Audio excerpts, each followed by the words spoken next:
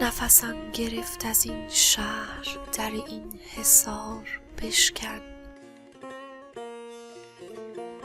در این حصار جادویی روزگار بشکن.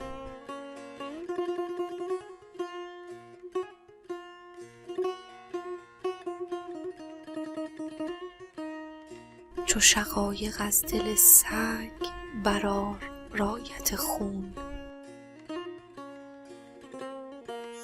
به جنون صلابت صخره کوهسار بشکن.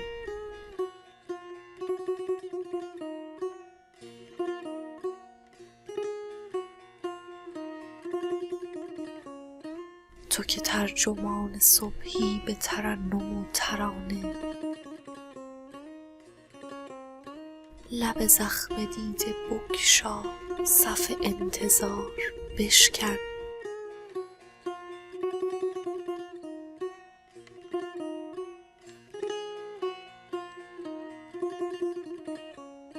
ز برون کسی نیاید جویباری تو اینجا،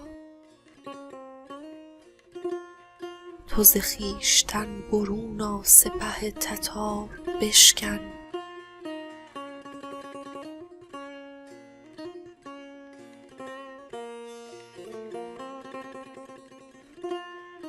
شب غارت تتاران همه سو فکنده سایه،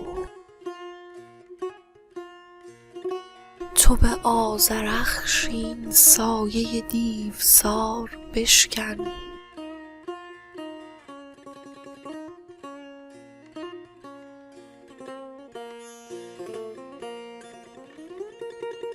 سر آن ندارد امشب که برآید آفتابی،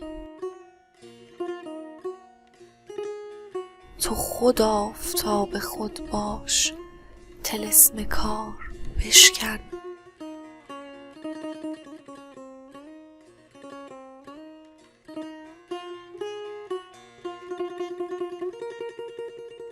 به سرای تا که هستی که سرودن است بودن،